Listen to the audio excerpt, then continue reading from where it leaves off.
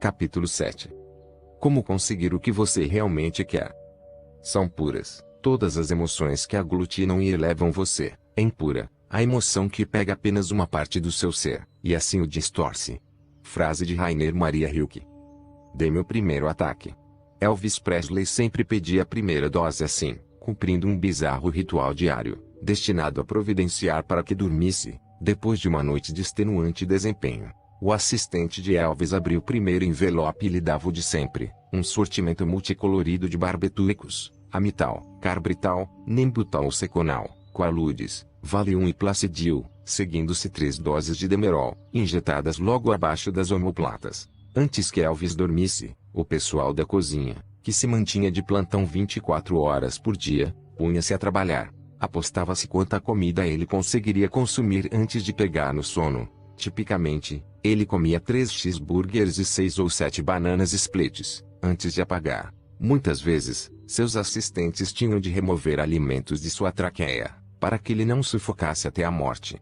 Elvis dormia durante cerca de 4 horas, antes de voltar a se agitar. Tão tonto que tinha de ser carregado para o banheiro. Ele fazia o segundo pedido com um débil puxão na camisa do assistente. Elvis era incapaz de tomar as drogas sozinho, e por isso o assistente enfiava as pílulas em sua boca, e despejava água para que descessem pela garganta. Elvis quase nunca conseguia pedir o terceiro ataque. Em vez disso, como uma questão de rotina, um assistente ministrava a dose, e deixava-o dormir até o meio da tarde, quando o inchado astro do rock impulsionava o corpo com dexedrina e chumaços de algodão com cocaína metidos nas narinas, antes de aparecer outra vez no palco. No dia de sua morte, Elvis permaneceu lúcido, e saltou todos os ataques para tomar uma dose fatal. Porque um homem assim, adorado pelos fãs no mundo inteiro e parecendo ter tudo, abusava tanto de seu corpo, e ao final acabou com a própria vida, de uma maneira horrível. Segundo David Stanley, meio-irmão de Elvis, era porque ele preferia ficar drogado e entorpecido, a se sentir consciente e angustiado. Infelizmente, não é difícil lembrar outras pessoas famosas, pessoas no topo de suas profissões, nas artes ou nos negócios, que também provocaram a própria morte, de uma forma direta ou indireta. Basta pensar em atores como Robin Williams, Marilyn Monroe, cantores como Michael Jackson, Amy Winehouse, entre outros. O que essas pessoas têm em comum? Primeiro, não estão mais conosco, e todos sentimos sua falta. Segundo, todas receberam uma promessa de que algum dia, alguém, de alguma forma, alguma coisa. E então eu serei feliz. Mas quando alcançaram o sucesso, quando chegaram ao auge, e puderam ver de perto o sonho americano, descobriram que a felicidade ainda se esquivava. E, assim, continuaram a persegui-la, mantendo a angústia da existência à distância com a bebida, o fumo, comida em excesso, até que encontraram o fim por que tanto ansiavam.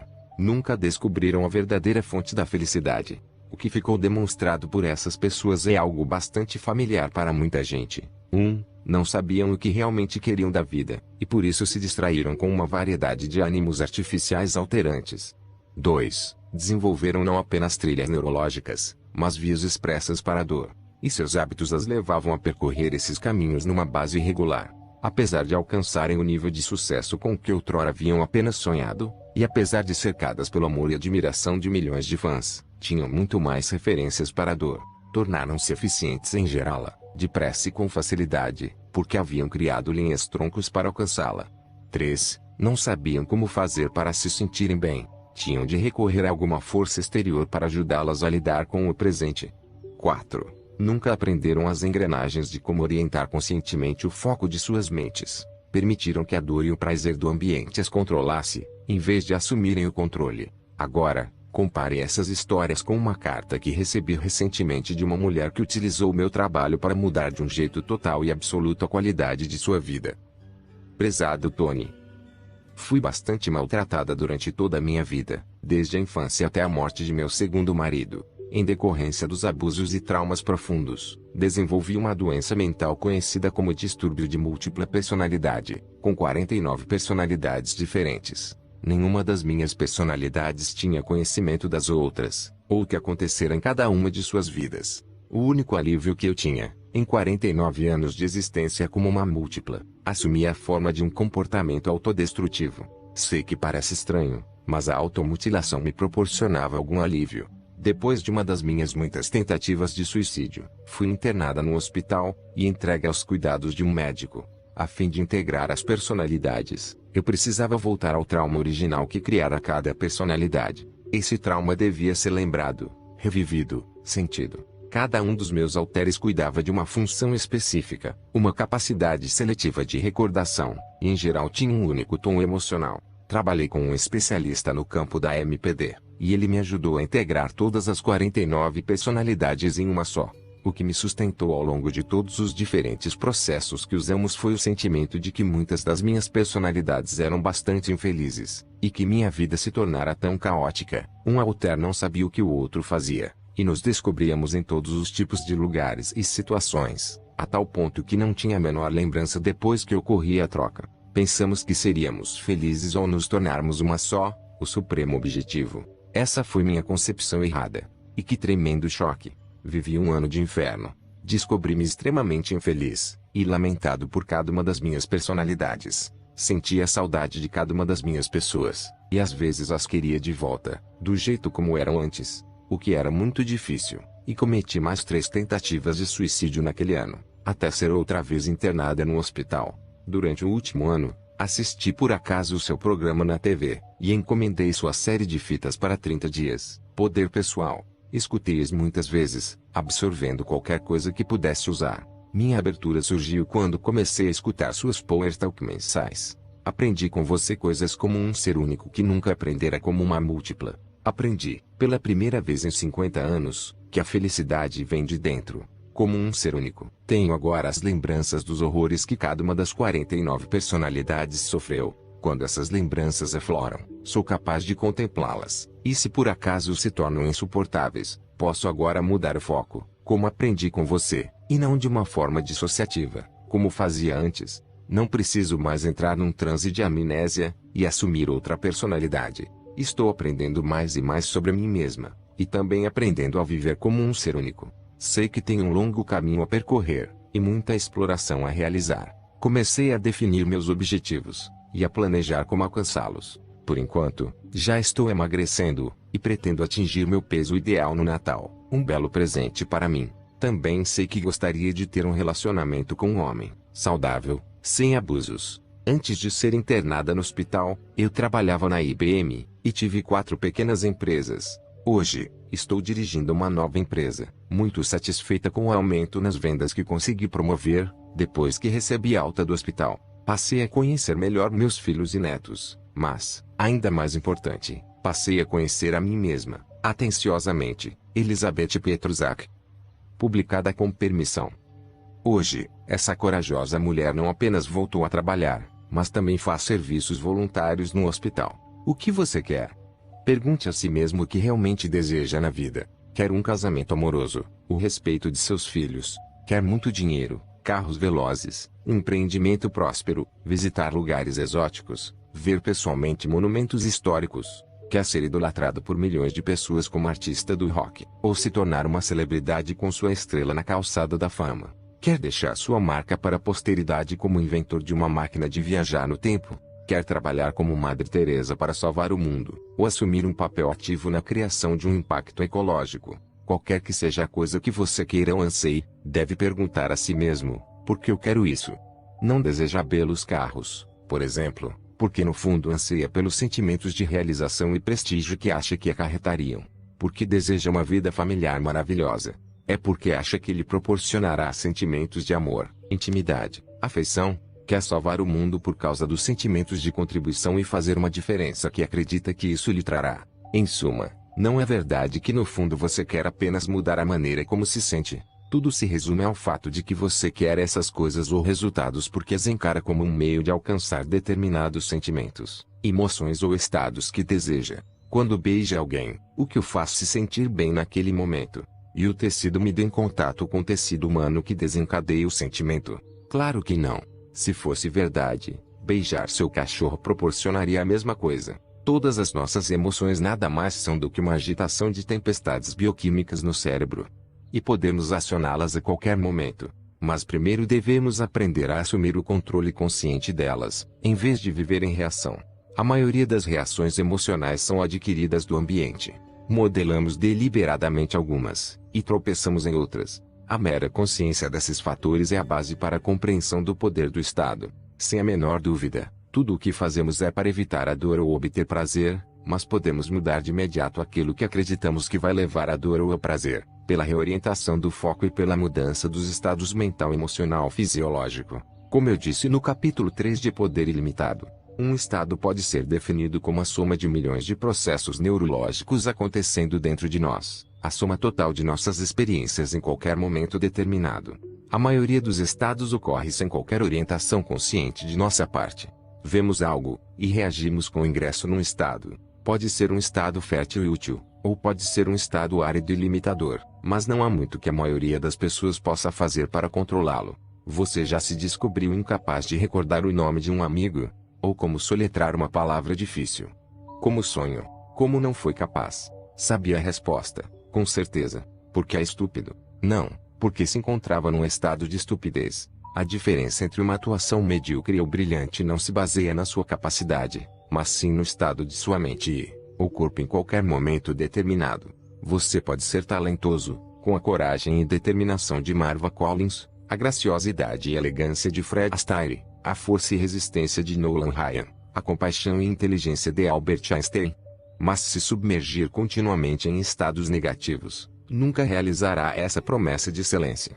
Mas se conhecer o segredo do acesso a seus estados mais férteis, poderá literalmente fazer maravilhas. O estado em que você se encontra em qualquer momento específico determina as suas percepções da realidade, e em consequência suas decisões e comportamento. Em outras palavras, seu comportamento não é o resultado de sua capacidade, mas do estado em que se encontra no momento.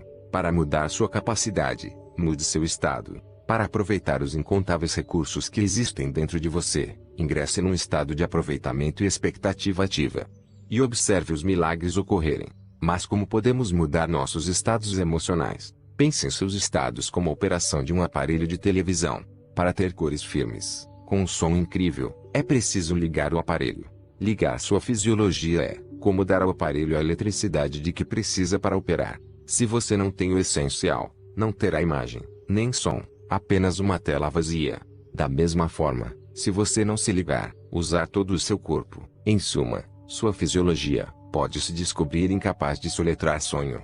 Alguma vez já acordou para cambalear ao redor, incapaz de pensar com clareza ou funcionar direito, até que se movimentou o suficiente para o sangue fluir melhor? Depois que a estática acaba, você está ligado, e as ideias passam a fluir. Se você se encontra no estado errado, não vai obter qualquer recepção, mesmo que tenha as ideias certas. Depois que você está ligado, é claro, precisa sintonizar com o canal certo, a fim de alcançar o que realmente deseja. Mentalmente, deve focalizar aquilo que o fortalece. Não importa o que você focalize, qualquer coisa em que sintonizar, vai sentir com mais intensidade. Portanto, se não gosta do que está fazendo, talvez seja o momento de mudar o canal.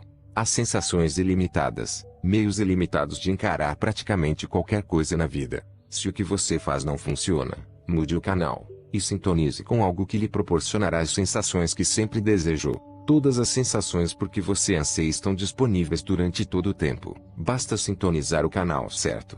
Há dois meios primários, portanto, de mudar seu estado emocional, pela mudança da maneira como usa seu corpo físico, ou pela mudança do foco.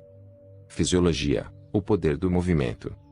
Uma das distinções mais importantes que tenho feito, durante os 10 últimos anos de minha vida, é simplesmente a seguinte: a emoção é criada pelo movimento. Tudo o que sentimos é o resultado da maneira como usamos nossos corpos. Até mesmo mudanças mínimas nas expressões faciais ou gestos mudarão a maneira como nos sentimos em qualquer momento determinado, e por consequência, a maneira como avaliamos nossas vidas. A maneira como pensamos, e a maneira como agimos. Experimente algo ridículo por um segundo. Finja que é um maestro um tanto entediado e sisudo, balançando os braços num movimento ritmado. Faça-o bem devagar. Não se cite. Faça-o como uma rotina, e cuide para que seu rosto reflita um estado de tédio. Repare como se sente. Agora, levante as mãos, bata palmas com toda a força, estique os braços para trás o mais depressa que puder, com um sorriso tolo no rosto. Intensifique isso, acrescentando o movimento vocal de um som alto e explosivo, o movimento do ar por seu peito. garganta e boca vai mudar como se sente de uma forma ainda mais radical. Esse movimento e a rapidez com que o criou, tanto no corpo quanto nas cordas vocais, mudarão no mesmo instante o modo como se sente. Cada movimento tem uma fisiologia específica vinculada, postura, respiração, padrões de movimento, expressões faciais. Na depressão, isso é óbvio. Em Poder Sem Limites, falei sobre os atributos físicos da depressão, onde seus olhos se focalizam, qual é sua postura, e assim por diante. A partir do momento em que aprende a usar o corpo quando se encontra em determinados estados emocionais, você pode retornar a esses estados, ou evitá-los, pela simples mudança de sua fisiologia. O problema é que a maioria das pessoas se limita a apenas uns padrões usuais de fisiologia. Nós os assumimos de forma automática, sem compreender como é grande o papel que desempenham na determinação de nosso comportamento de um momento para o outro. Cada um de nós tem mais de 80 músculos diferentes no rosto, e se esses músculos se acostumam a expressar depressão, tédio ou frustração, então esse padrão muscular habitual começa a literalmente determinar nossos estados, para não mencionar o caráter físico. Sempre peço às pessoas em meu seminário, Encontro com o Destino, que anotem todas as emoções que sentem numa semana média. Entre as incontáveis possibilidades, descobri que a média é de menos de uma dúzia. Por quê? Porque a maioria das pessoas tem padrões limitados de fisiologia, o que resulta em padrões limitados de expressão. Tipos de emoções que uma pessoa pode sentir numa semana: estressada, frustrada, furiosa, insegura, solitária, entediada, angustiada, feliz, aliviada, amada, animada, alegre. É um cardápio bem curto de opções emocionais, quando se considera os milhares de atraentes estados disponíveis. Tome cuidado para não se limitar a uma lista tão curta. Sugiro que aproveite todo o buffet, experimente coisas novas, e cultive um paladar refinado. Que tal experimentar mais entusiasmo, fascínio, jovialidade, intriga, sensualidade, desejo, gratidão, encantamento, curiosidade, criatividade, capacidade, confiança, indignação, ousadia, reflexão, bondade, gentileza, humor? Por que não organizar a sua própria lista longa? Você pode experimentar qualquer dessas coisas pela simples mudança da maneira como usa seu corpo. Pode se sentir forte, pode sorrir, pode mudar qualquer coisa num instante com uma simples risada. Você já deve ter ouvido o adágio antigo: algum dia você vai olhar para trás e rir disso.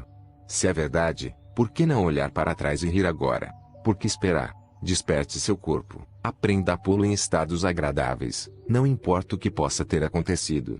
Como? Crie energia pela maneira como pensa em alguma coisa de modo reiterado, e mudará as sensações que vinculará a essa situação no futuro. Se repetidamente usar o corpo de maneira fraca, se arriar os ombros numa base irregular, se andar como se estivesse cansado, você vai mesmo se sentir cansado. Como poderia fazer o contrário? O corpo segue suas emoções. O estado emocional começa a afetar o corpo, e se torna uma espécie de círculo vicioso. Repare na maneira como está sentado neste momento. Trate de se impertigar, crie mais energia em seu corpo, enquanto continua não apenas a ler, mas também a absorver esses princípios. Quais são as coisas que você pode fazer imediatamente para mudar seu estado, e com isso a maneira como se sente e o seu desempenho? Aspire fundo, através do nariz, exale com força pela boca. Ponha um enorme sorriso no rosto, sorria para seus filhos. Se quer de fato mudar sua vida, assuma um compromisso, para os próximos 7 dias, de passar 1 minuto, 5 vezes por dia, sorrindo de orelha a orelha, diante do espelho. Vai se sentir meio idiota, mas lembre-se de que com esse ato físico estará acionando a parte correspondente do cérebro, e criando um caminho neurológico para o prazer que se tornará habitual. Portanto, faça isso. E divirta-se. Melhor ainda, saia para trotar, em vez de correr. É uma maneira poderosa de mudar seu estado, porque acarreta 4 coisas. 1. É um excelente exercício. 2. Exigirá menos esforço do corpo que a corrida. 3. Você não conseguirá manter uma expressão séria. E 4. Vai divertir todo mundo que passar. Ou seja, estará mudando também os estados de outras pessoas, fazendo-as rir. E que coisa poderosa é o riso. Meu filho Joshua tem um amigo chamado Matt que ri com tanta facilidade que se torna contagiante, e todos ao redor desatam a rir também. Se você quer realmente melhorar sua vida, aprenda a rir. Além dos 5 sorrisos por dia, obrigue-se a rir sem qualquer motivo, 3 vezes por dia, durante 7 dias. Numa pesquisa recente, realizada pela revista Entertainment Weekly, Descobriu-se que 82% das pessoas que vão ao cinema querem rir, 7% querem chorar, e 3% querem gritar. Isso dá uma ideia do quanto prezamos as sensações de riso, acima de muitas outras coisas. E se você leu os livros de Norman Cousins, ou do Dr. Deepak Chopra, ou do Dr. Bernie Siegel, ou se estudou alguma coisa de psiconeuroimunologia, sabe o que o riso pode fazer pelo corpo físico, estimulando o sistema imunológico. Por que não encontrar alguém que ria, e imitá-lo? Divirta-se um pouco. Diga, pode me fazer um favor? Você tem uma risada sensacional. Gostaria de imitá-lo. Pode me ensinar? Garanto que vão rir um do outro no processo.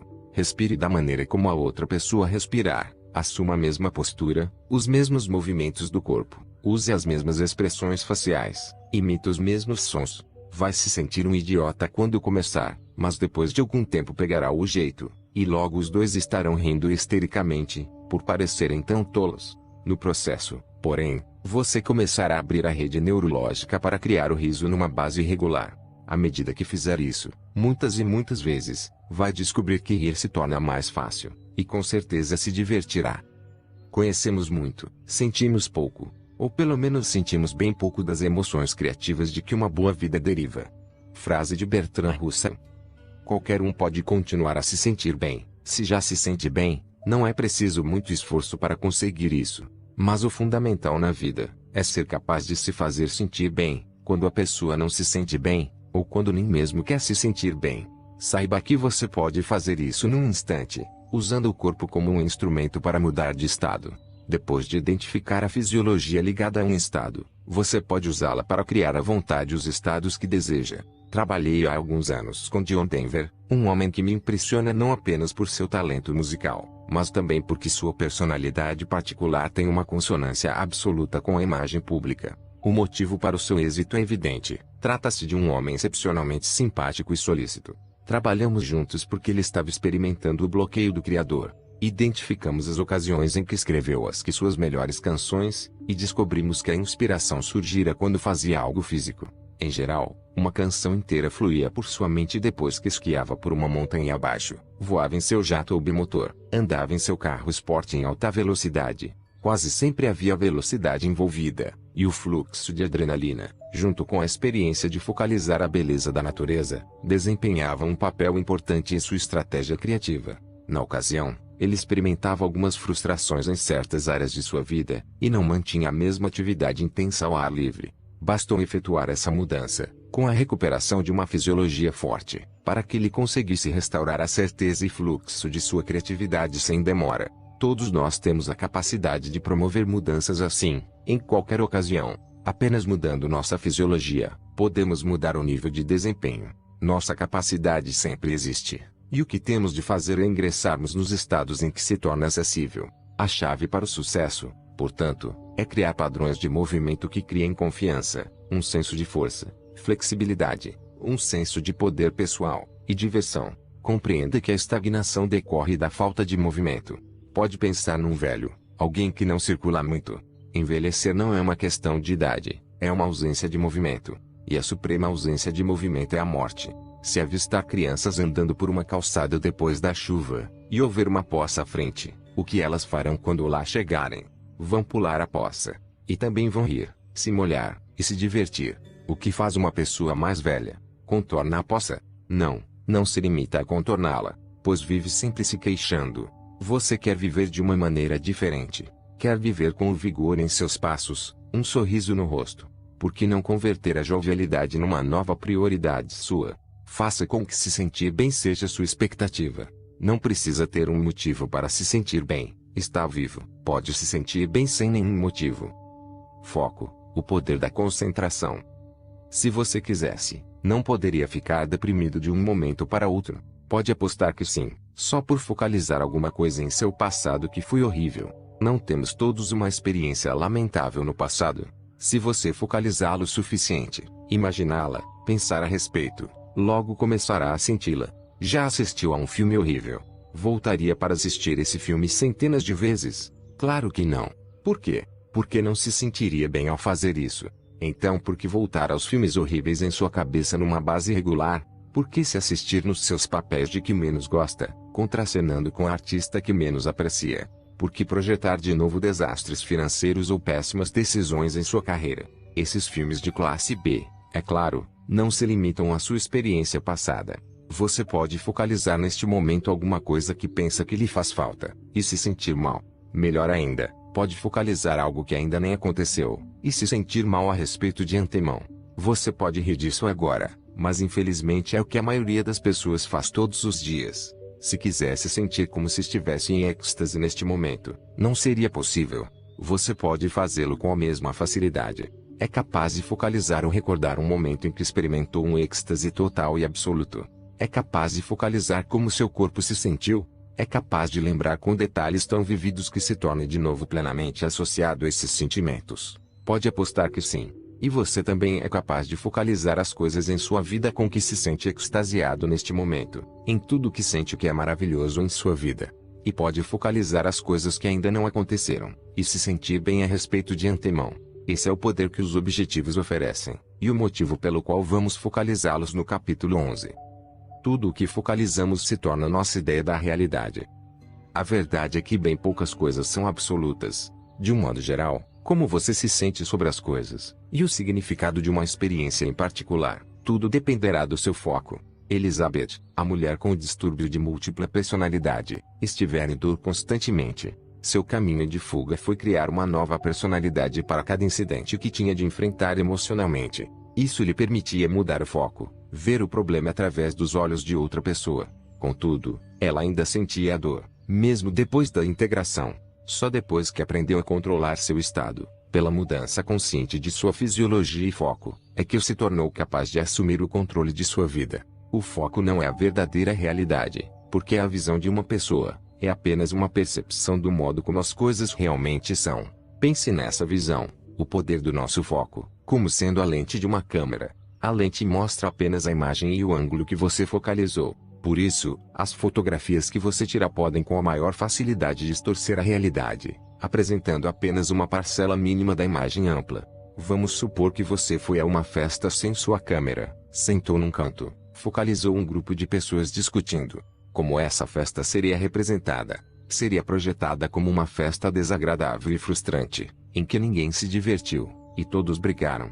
E é importante para nós lembrar que a maneira como representamos as coisas na mente vai determinar como sentimos. Mas o que aconteceria se você focalizasse sua câmera em outro ponto da sala, onde as pessoas riam, contavam piadas, se divertiam?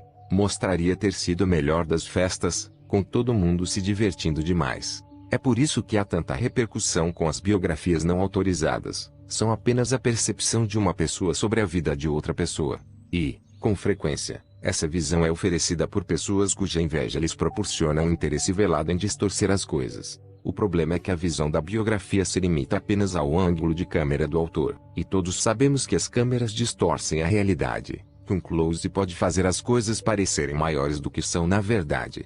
E quando manipulada com habilidade, uma câmera pode atenuar ou ofuscar partes importantes da realidade. Parafraseando Ralph Waldo Emerson, cada um de nós vê nos outros o que temos em nossos corações. O significado é muitas vezes uma questão de foco. Se você marcou uma reunião de negócios, e alguém não chega na hora, a maneira como se sente baseia-se rigorosamente no que focaliza. Representa em sua mente que a pessoa não apareceu na hora marcada porque não se importa, ou interpreta o fato como algum problema grave e inesperado que surgiu. Qualquer que seja, o foco vai com certeza afetar suas emoções. E se você se irritar com a pessoa, e o verdadeiro motivo para o atraso ter sido um esforço de última hora para lhe oferecer uma proposta melhor, lembre-se de que tudo o que focalizamos vai determinar como nos sentimos. Talvez não devêssemos tirar conclusões precipitadas. Precisamos escolher com todo cuidado o que vamos focalizar. O foco determina se você percebe sua realidade como boa ou má, se sente feliz ou triste. Uma metáfora fantástica para o poder do foco é encontrada nos carros de corrida. Uma verdadeira paixão para mim. Guiar um carro de corrida pode às vezes fazer com que voar num helicóptero ou jato pareça uma experiência das mais relaxantes. Num carro de corrida, não se pode permitir que o foco se desvie do resultado por um instante sequer. Sua atenção não pode se limitar ao lugar em que se encontra, também não pode se manter no passado, nem se fixar muito longe no futuro. Embora plenamente consciente do lugar em que você está, precisa antecipar o que vai acontecer no futuro próximo. Essa foi uma das primeiras lições que aprendi quando ingressei na escola de pilotos. Os instrutores puseram-me no que chamam de skid car, um carro que tem um computador embutido, com elevadores hidráulicos que podem levantar qualquer roda do chão a um comando do instrutor. A regra fundamental que eles ensinam é a seguinte: focalize para onde você quer ir, não o que você teme. Se você começa a derrapar, o carro fora de controle, a tendência é olhar para o muro que se aproxima. Mas se continuar a focalizá-lo, é exatamente lá que vai parar. Os pilotos sabem que você vai para onde olha, viaja na direção de seu foco. Se resistir ao medo, tiver fé, e focalizar para onde quer ir, suas ações o levarão nessa direção, e se for possível se desviar, você vai conseguir. Mas não terá a menor chance se focalizar o que teme. Invariavelmente, as pessoas dizem, mas você não ia bater de qualquer maneira? A resposta é que você aumenta suas chances ao focalizar o que quer. Focalizar a solução sempre redunda em seu benefício. Se você tem impulso demais na direção do muro, então focalizar o problema pouco antes da batida não vai ajudar de qualquer maneira. Quando os instrutores me explicaram isso pela primeira vez, balancei a cabeça e pensei, mas é claro, já sei de tudo isso. Afinal, ensino essas coisas. Na primeira vez em que saí na pista, junto com o instrutor, ele apertou de repente, sem que eu soubesse, o botão que levantava uma roda. Comecei a derrapar, incapaz de controlar o carro. E onde acha que meus olhos se fixaram? Pode apostar. No muro. Nos segundos finais, fiquei apavorado, porque sabia que ia bater. O instrutor pegou minha cabeça, virou-a para a esquerda, forçando-me a olhar na direção que eu precisava ir. O carro continuou a derrapar. Eu tinha certeza de que ia bater, mas fui forçado a olhar apenas para a direção que queria seguir. E olhando para essa direção, não pude deixar de virar o volante de acordo. O carro virou no último instante e evitamos a batida. Podem imaginar o meu alívio. Uma coisa que é útil saber a respeito de tudo isso: quando você muda seu foco, muitas vezes não muda de direção imediatamente. Isso não acontece também na vida. Há com frequência um lapso de tempo entre o momento em que você redireciona seu foco, e o instante em que seu corpo e experiência de vida o acompanham. O que representa mais motivo ainda para começar a focalizar logo o que você quer, e não esperar com o problema por mais tempo. Aprendi a lição? Não. Eu tivera uma experiência, mas não criar uma neuroassociação bastante forte. Precisava me condicionar ao novo padrão. Na vez seguinte em que me aproximei do muro, o instrutor teve de gritar para me lembrar do meu objetivo. Na terceira vez, porém, virei a cabeça, deliberado e consciente. Confiei, e deu certo. Depois de fazer isso muitas vezes, quando entro agora num skid car, minha cabeça vira para onde quero ir, o volante vira também, e o carro acompanha. Isso garante que sempre conseguirei controlar meu foco. Não, mas aumenta minhas chances, em 100 vezes. O mesmo acontece na vida. Em capítulos posteriores, você aprenderá alguns meios de assegurar que o condicionamento de seu foco seja positivo. Por enquanto, compreenda que precisa disciplinar sua mente. Uma mente fora de controle pode lhe fazer qualquer coisa. Uma mente dirigida é sua maior amiga. Pedi, e dar-se-vos-á. Buscai, e achareis. Batei, e abrir-se-vos-á. Mateus 7:7. A maneira mais poderosa de controlar o foco é através do uso de perguntas. Pois a qualquer coisa que você perguntar, seu cérebro oferecerá uma resposta, e qualquer coisa que procurar, haverá de encontrar. Se indagar, porque essa pessoa está se aproveitando de mim. Focaliza que alguém se aproveita de você, quer seja ou não verdade. Se indagar, como posso inverter essa situação? Obterá uma resposta mais fortalecedora. As perguntas constituem um instrumento tão poderoso para mudar sua vida que reservei o capítulo seguinte para falar exclusivamente a respeito. São um dos meios mais poderosos e simples para mudar a maneira como você se sente em relação a praticamente qualquer coisa, e assim mudar o rumo de sua vida, de um momento para outro. As perguntas proporcionam a chave para abrir nosso potencial ilimitado. Uma das melhores ilustrações disso é a história de um jovem que foi criado no Alabama. Há cerca de 15 anos, um valentão da 7ª série provocou-o para uma briga, esmurrou-o no nariz, e deixou-o desmaiado. Quando recuperou os sentidos, o rapaz jurou que se vingaria, matando o valentão. Foi em casa, pegou a pistola 22 da mãe, e saiu à procura de seu alvo. Naquele momento, seu destino pairava na balança. Com o valentão na mira da arma, ele podia disparar, e o colega se tornaria a história.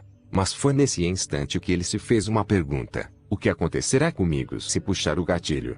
E outra imagem entrou em foco. a mais dolorosa que se podia imaginar. Naquela fração de segundo, em que a vida do rapaz poderia seguir por dois rumos muito diferentes, ele visualizou, com uma lucidez assustadora, como seria ir para a cadeia. Pensou em ter de passar a noite inteira acordado para evitar que os outros presos o estuprassem. Essa dor em potencial foi maior do que a expectativa da vingança.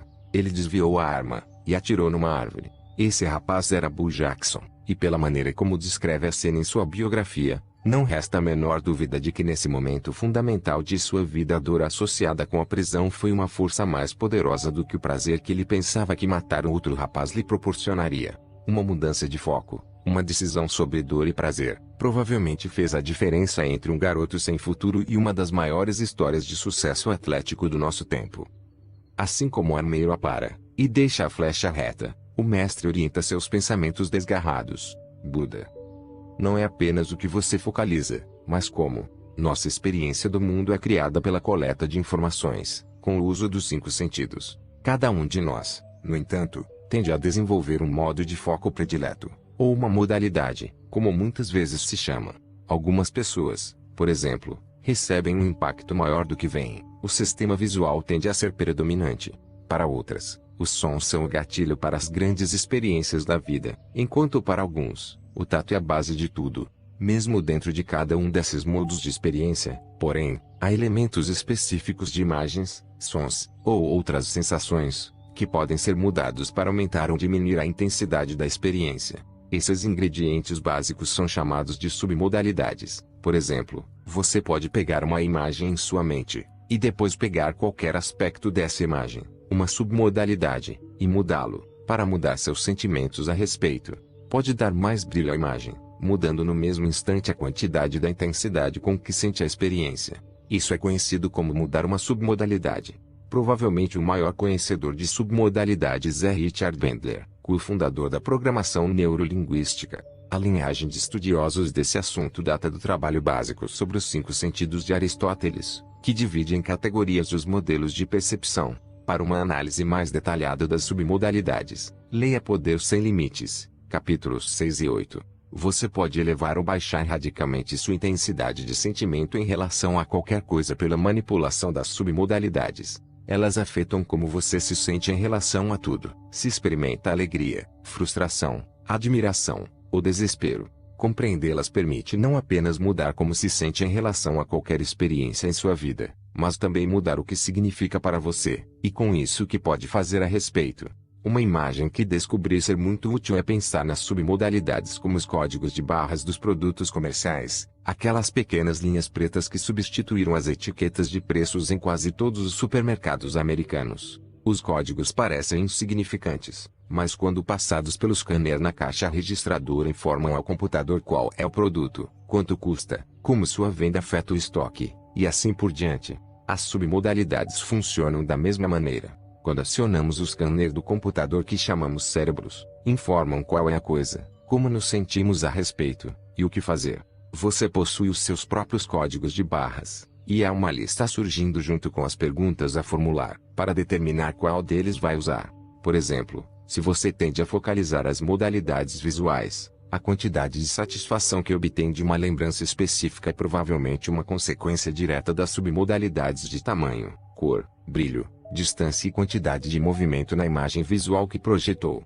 Se representa para si mesmo com submodalidades auditivas, então como se sente depende do volume, ritmo, tonalidade, e outros fatores similares que atribui. Por exemplo, algumas pessoas, para se sentirem motivadas, precisam primeiro sintonizar um determinado canal. Se o seu canal predileto é visual, então focalizar os elementos visuais de uma determinada situação lhe proporciona mais intensidade emocional. Para outras pessoas, os canais importantes são o auditivo ou sinestético. E para algumas, a melhor estratégia funciona como uma tranca de código. Primeiro, a tranca visual deve ser alinhada, depois a auditiva, em seguida a sinestética. Todos os 3 indicadores precisam ficar alinhados no ponto certo e na ordem certa para o cofre se abrir. A partir do momento em que você tiver consciência disso, vai perceber que as pessoas estão constantemente usando palavras em sua linguagem cotidiana para indicar em que sistema e em que submodalidades se encontram sintonizadas.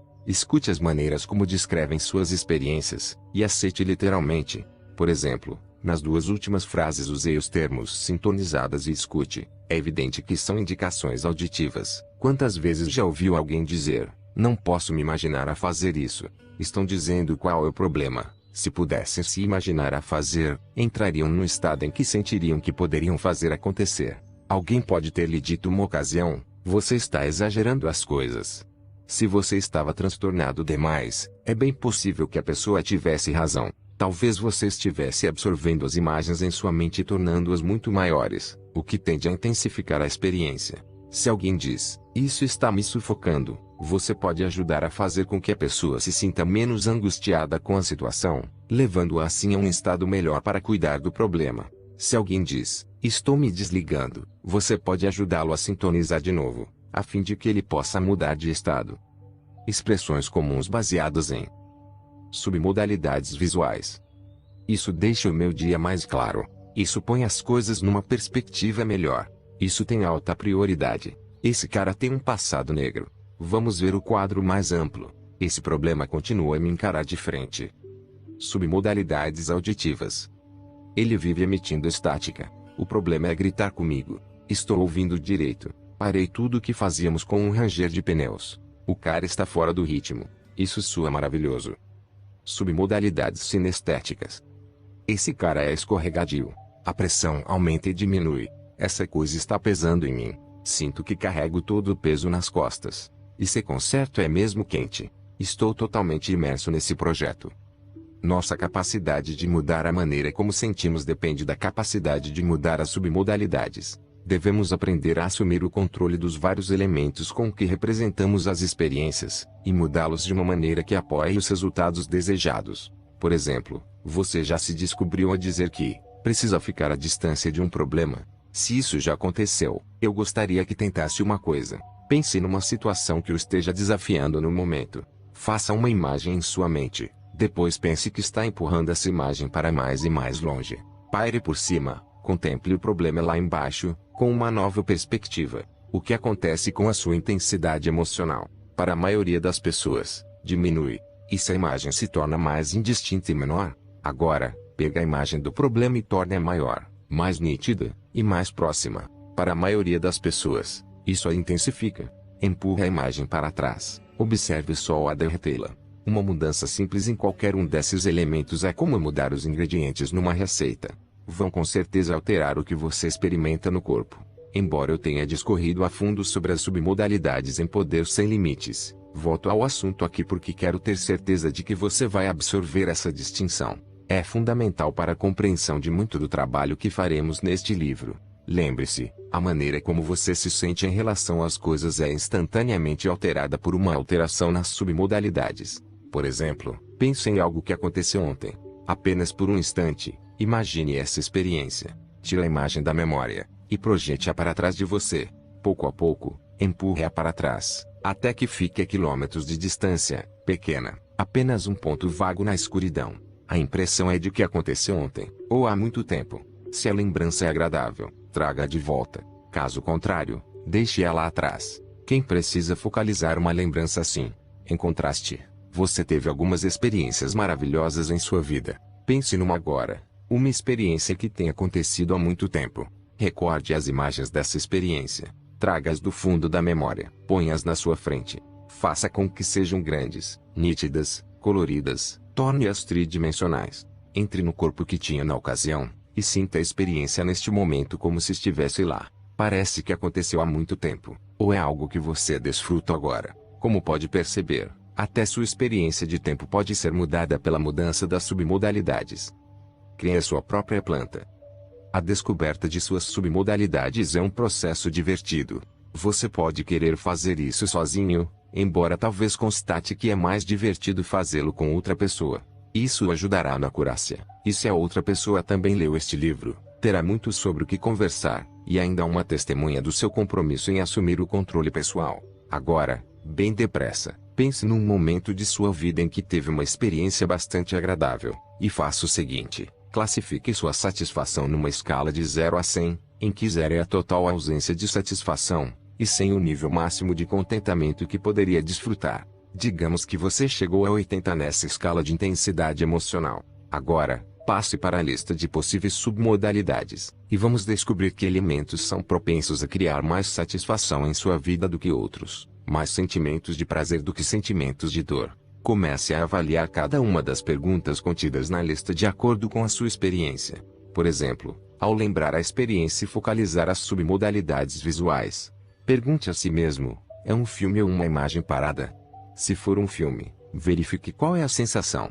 É agradável? Agora, mude para o oposto. Transforme numa imagem parada, e veja o que acontece. Seu nível de satisfação diminui, cai de uma maneira significativa. Em que porcentagem?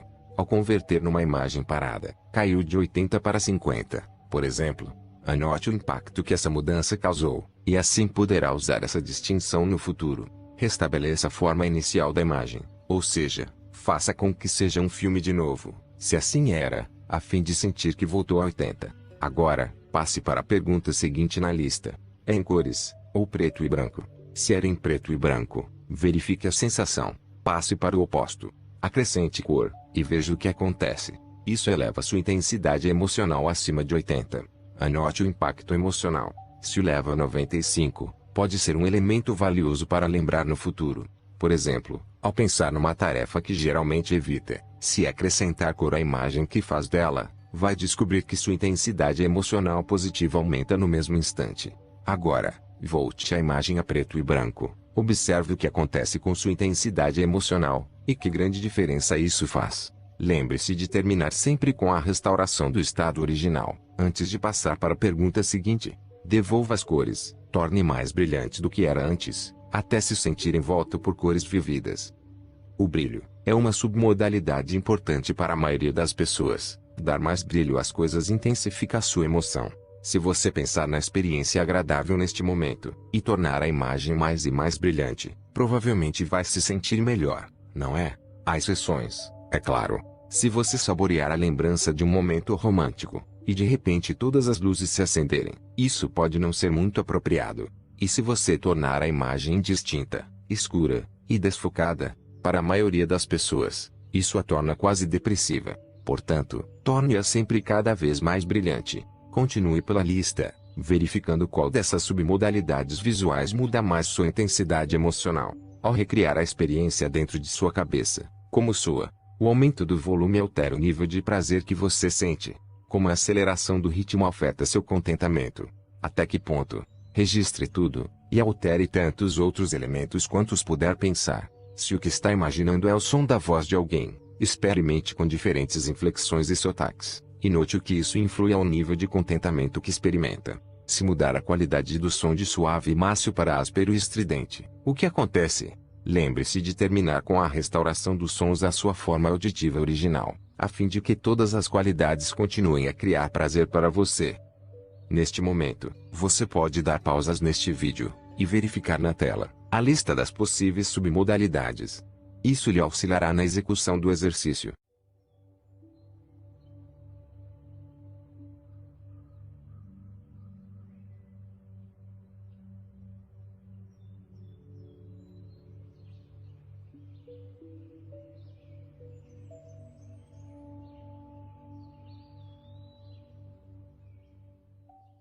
Ao final, focalize as submodalidades sinestéticas. Ao recordar a experiência agradável, a mudança dos vários elementos sinestéticos intensifica ou diminui o prazer. O aumento da temperatura faz com que se sinta mais confortável, ou o deixa irritado. Focalize sua respiração. Como está respirando? Se mudar a qualidade da respiração, de rápida e superficial para longa e profunda, como isso afeta a qualidade de sua experiência? Note que diferença isso faz, e escreva. E a textura da imagem? Altere isso. Passe de macia e fofa, para úmida e escorregadia, viscosa e pegajosa. Ao passar por todas essas mudanças, como seu corpo se sente? Anote tudo. Depois que fizer experiências com toda a lista de submodalidades, volte e ajuste, até que aflore a imagem mais agradável. Faça com que seja bastante real, a fim de poder tirar o máximo de proveito. Ao efetuar esses exercícios, vai constatar que algumas dessas submodalidades são muito mais poderosas para você do que outras. Todos somos diferentes, e cada um tem os seus meios preferidos de representar suas experiências. O que você acaba de fazer, na verdade, foi criar uma planta que indica como seu cérebro está sintonizado. Mantenha e use-a, vai ser útil algum dia. Talvez até hoje. Sabendo que submodalidades o acionam, você saberá como aumentar as emoções positivas e diminuir as emoções negativas. Por exemplo, se você sabe que projetar algo grande e brilhante, e trazê-lo para bem perto, pode intensificar sua emoção de forma considerável, é capaz de se motivar a fazer uma determinada coisa pela mudança de suas imagens, de forma que atendam a esses critérios. Também saberá que não deve tornar seus problemas grandes, brilhantes e próximos, caso contrário intensificará também as emoções negativas. Saberá como se livrar depressa de um estado limitador, e ingressar num estado energizante e fortalecedor, e pode se tornar mais bem equipado para continuar em seu caminho para o poder pessoal. Conhecer o importante papel que as submodalidades desempenham em sua experiência da realidade é fundamental para enfrentar os desafios. Por exemplo, é uma questão de submodalidades se você se sente confuso ou no caminho certo. Se pensar numa ocasião em que se sentiu confuso, procure se lembrar se representou a experiência como uma imagem parada em um filme. Depois, compare com uma ocasião em que sentiu que compreendia alguma coisa. Muitas vezes as pessoas se sentem confusas porque têm uma série de imagens na cabeça, empilhadas, numa mistura caótica, porque alguém andou falando muito depressa ou muito alto. Já outras pessoas ficam confusas se as coisas lhes são ensinadas devagar demais. Essas pessoas precisam ver imagens em forma de filme, ver como as coisas se relacionam entre si. Caso contrário, o processo também se torna dissociado.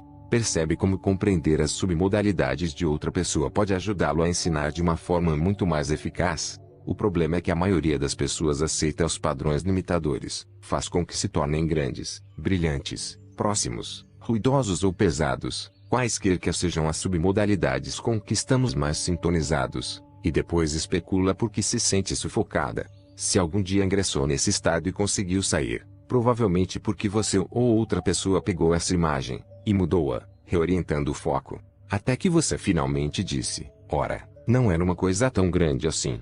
Ou trabalhou num determinado aspecto, e ao fazê-lo, no entanto, acabou chegando à conclusão de que não parecia um projeto tão grande. Afinal, todas essas estratégias são simples, e muitas foram apresentadas em Poder Sem Limites. Neste capítulo, estou esperançado que você aguce seu apetite, e passe a ter conhecimento de sua existência. Mude seus estados, e mude sua vida. Você pode agora mudar seu estado de muitas maneiras, e todas são bem simples. Pode mudar sua fisiologia imediatamente, apenas mudando a respiração. Pode mudar o foco ao determinar o que focalizar, ou a ordem das coisas que focaliza, ou como focaliza.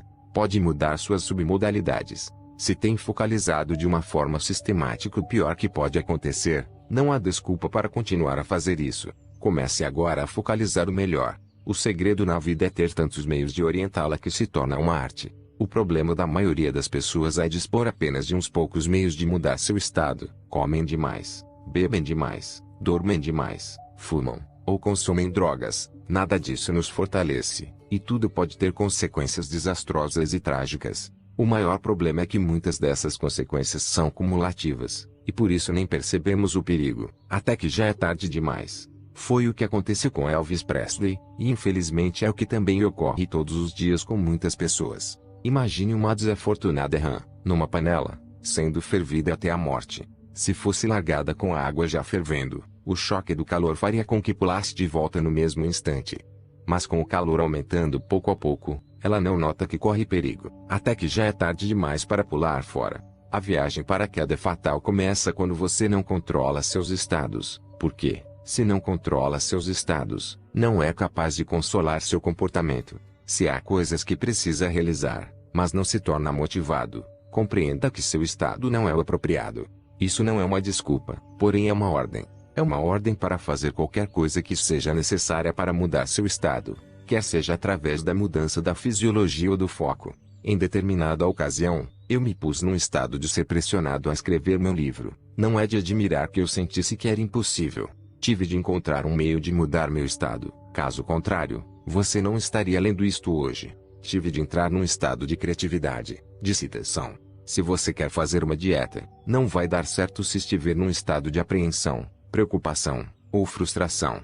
Você precisa assumir um estado de determinação para alcançar o êxito. Ou, se quer ter um desempenho melhor em seu trabalho, compreenda que a inteligência é muitas vezes um fator do estado. Pessoas que supostamente possuem uma capacidade limitada descobrirão seu talento explodindo se assumirem um novo estado. Já demonstrei isso muitas vezes com disléxicos. A dislexia é uma função das faculdades visuais, mas também é uma função dos estados mental e emocional. As pessoas disléxicas não invertem letras e palavras cada vez que leem alguma coisa. Podem fazer isso na maior parte do tempo, mas não fazem durante todo o tempo. A diferença entre os momentos em que podem ler direito e as ocasiões em que invertem as letras decorre do estado em que se encontram. Se você muda seu estado, muda no mesmo instante o desempenho. Qualquer pessoa disléxica ou com qualquer outra dificuldade baseada nos estados pode usar essas estratégias para alterar a situação. Como o movimento pode mudar de forma instantânea como nos sentimos, faz sentido criar uma porção de maneiras de mudar nosso estado com um único e singular movimento. Uma das coisas que mudou minha vida mais profundamente foi algo que aprendi há muitos anos. Encontrei no Canadá um homem que estava partindo madeira ao estilo de karatê. Em vez de passar 1 ano e meio ou 2 anos para aprender isso, com um treinamento em artes marciais, simplesmente descobriu que ele focalizava, e como focalizava em sua cabeça, quais eram suas convicções, e qual a estratégia física, como usava o corpo para partir a madeira. Pratiquei muitas e muitas vezes os movimentos físicos, de forma idêntica, com tremenda intensidade emocional, transmitindo para o cérebro profundas sensações de certeza. E durante todo o tempo o instrutor me corrigia os movimentos. Parti um pedaço de madeira, depois 2, 3 e 4. O que eu fizera para conseguir isso? 1. Elevar a meus padrões, e tornar a partir a madeira um imperativo, algo que antes aceitaria como uma limitação. 2. Mudei a convicção limitadora sobre minha capacidade de fazer isso, ao mudar o estado emocional para o de certeza. E 3. Projetei uma estratégia eficaz para obter o resultado. Esse ato transformou meu senso de poder e certeza por todo o meu corpo. Passei a usar o mesmo senso de certeza de partir madeira para realizar outras coisas que nunca imaginara que poderia alcançar, rompendo a barreira da protelação e alguns dos meus medos com a maior facilidade. Ao longo dos anos, continuei a usar e reforçar essas sensações. E depois de alguns anos, comecei a ensinar a outros, até a crianças, meninas de 11 e 12 anos, mostrando-lhes como aumentar seu amor próprio através de uma experiência que não pensavam que era possível. Mais tarde, comecei a usar isso como parte de meus seminários de poder ilimitado, baseados em vídeo, conduzidos pelas pessoas a quem concedo franquias, nossos consultores de desenvolvimento pessoal no mundo inteiro. Essas pessoas levam os participantes a superarem seus medos, em 30 minutos ou menos, e aprenderem como romper qualquer coisa que os contém na vida. Depois de partirem a madeira, aprendem a usar essa experiência para obterem o senso de certeza que é necessário na busca de qualquer coisa que desejam realizar na vida. É sempre fascinante ver um homem enorme que pensa que pode fazê-lo apenas com a força bruta subir no palco e fracassar, e depois observar uma mulher com metade do seu tamanho e massa muscular partir a madeira no instante, porque desenvolveu a certeza em sua fisiologia. Experiência não é o que acontece com um homem, é o que um homem faz com o que lhe acontece. Frase de Aldous Huxley. Você tem de compreender que deve assumir o controle consciente da orientação de sua própria mente. Tem de fazê-lo de forma deliberada, caso contrário, ficará à mercê de qualquer coisa que acontecer ao seu redor. A primeira habilidade que deve dominar é a capacidade de mudar seu estado instantaneamente, não importa qual seja o ambiente, não importa quão assustado ou deprimido esteja. É uma das habilidades básicas que as pessoas desenvolvem em meus seminários. Aprendem como mudar depressa seu estado, do medo e saber que não podem fazer coisa alguma, para saber que podem fazer algo, e serem capazes de tomar uma ação efetiva. O desenvolvimento de experiências assim, em que você pode mudar de um instante para outro, proporciona um tremendo poder em sua vida, algo que você não pode avaliar plenamente, até tentar. A segunda habilidade é a capacidade de mudar de estado de forma sistemática em qualquer ambiente, talvez num ambiente que antes o deixava constrangido, mas em que pode agora mudar seu estado sempre que quiser, condicionando-se até se sentir bem, independente do lugar em que se encontre. A terceira habilidade é estabelecer um conjunto de padrões habituais para usar sua fisiologia e foco, a fim de se sentir sistematicamente bem, sem qualquer esforço consciente. Minha definição de sucesso é viver sua vida de uma maneira que o leve a sentir toneladas de prazer e quase nenhuma dor, e por causa de seu estilo de vida, fazer com que as pessoas ao seu redor sintam muito mais prazer do que dor. Alguém que realizou muita coisa, mas vive em dor emocional durante todo o tempo, ou se encontra cercado por pessoas em dor durante todo o tempo, não é realmente bem-sucedido. O quarto objetivo é possibilitar que outros mudem seu estado de um momento para outro, mudem seu estado em qualquer ambiente, e mudem seu estado pelo resto da vida. É isso que meus representantes aprendem a fazer em seminários, e no trabalho individual com pacientes. Portanto, o que você precisa para lembrar deste capítulo? Tudo o que você realmente quer na vida é mudar como se sente. Mais uma vez, todas as suas emoções não passam de tempestades bioquímicas em seu cérebro, e você pode controlá-las a qualquer momento que quiser. Pode sentir o êxtase agora, ou pode sentir dor ou depressão, tudo depende de você. Não precisa de drogas ou qualquer outra coisa externa para conseguir isso. Há meios muito mais eficazes e, como você já aprendeu no capítulo sobre convicções, as drogas podem ser sobrepujadas pelas substâncias químicas que você cria em seu próprio corpo, ao mudar o foco e a maneira como usa a sua fisiologia. Essas substâncias químicas são muito mais poderosas do que virtualmente qualquer substância externa. Cada momento grandioso nos anais do mundo é o triunfo de algum entusiasmo. Frase de Ralph Waldo Emerson. Você sabe como pode fazer se sentir bem? Numa viagem de negócios a Toronto, eu me sentia fisicamente estressado, por causa de uma intensa dor nas costas. Enquanto o avião descia, comecei a pensar no que precisava fazer ao chegar ao hotel. Já seriam 10:30 da noite, e teria de levantar cedo na manhã seguinte, a fim de conduzir meu seminário. Poderia comer alguma coisa, afinal, não comeria nada durante o dia inteiro, mas já era muito tarde. Poderia organizar meus papéis, e assistir ao noticiário da TV. Nesse instante, compreendi que todas essas ações não passavam de estratégias para sair da dor, e alcançar algum nível de prazer. Contudo, nenhuma delas era tão compulsiva assim. Precisava expandir minha lista de meios de experimentar prazer, independente da hora ou lugar. Você sabe como fazer para se sentir bem? Parece uma pergunta estúpida, não é mesmo? Mas você possui de fato um conjunto de meios específicos e fortalecedores para fazer se sentir bem de um momento para outro. Pode conseguir isso sem uso de comida, álcool, drogas, cigarro, ou outras fontes viciantes. Tenho certeza de que você dispõe de alguns meios assim, mas vamos expandir a lista. Neste momento, tratemos de identificar algumas das opções positivas que você já tomou para fazê-lo se sentir bem. Sente-se agora e escreva uma lista de coisas que já faz para mudar como se sente. E já que está fazendo uma lista, por que não acrescentar algumas coisas novas que talvez não tenha experimentado antes, e que podem também mudar de uma forma positiva o seu estado?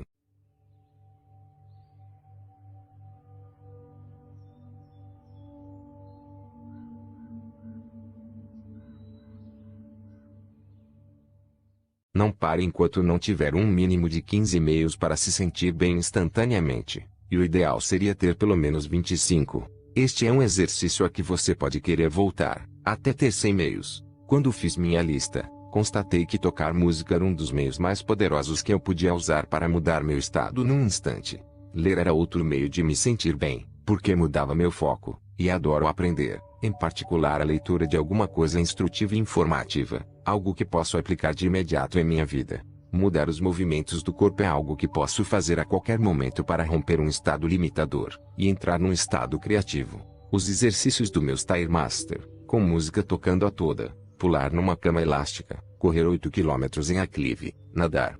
Aqui estão outros meios: dançar, cantar junto com meus CDs prediletos, assistir a um filme de comédia, ir a um concerto, ouvir fitas de áudio informativas, entrar numa jacuzzi, tomar um banho quente, fazer amor com minha esposa, ter um jantar de família, com todos sentados à mesa, conversando sobre o que é mais importante para nós, abraçar e beijar meus filhos, abraçar e beijar Beck, levar Beck para assistir a um filme como Ghost, em que nos desmanchamos em lágrimas, criar uma nova ideia, uma nova companhia, um novo conceito, refinar ou melhorar qualquer coisa que eu esteja fazendo no momento, criar qualquer coisa, contar piadas para os amigos, fazer qualquer coisa que me leve a sentir que estou contribuindo, conduzir qualquer dos meus seminários, em particular os enormes, uma de minhas submodalidades prediletas, aprofundar minhas recordações, lembrar com nitidez uma experiência maravilhosa que tive recentemente, ou no passado, dentro de meu diário. Se você não tem um plano para o prazer, terá dor. Todo o segredo aqui é criar uma imensa lista de meios para se fazer sentir bem, a fim de não precisar recorrer a meios que sejam destrutivos. se vincular dor aos hábitos destrutivos, e mais prazer aos novos e fortalecedores, vai descobrir que a maioria destes é acessível na maior parte do tempo. Torne essa lista uma realidade. Desenvolva um plano para o prazer em cada um e todos os dias. Não se limite a acalentar a esperança de que o prazer vai surgir de alguma forma. Prepare-se para o êxtase. Abra espaço para o prazer. Estamos falando aqui, mais uma vez, sobre o condicionamento do sistema nervoso, corpo e foco mental, para uma busca incessante, a fim de que tudo em sua vida o beneficie. Basta lembrar que se você continua a ter um padrão emocional limitador, é porque está usando o corpo de uma maneira habitual, ou ainda focaliza de um meio enfraquecedor. Se é o seu foco que precisa ser alterado, há um instrumento incrível que pode mudá-lo no instante. Você deve saber que,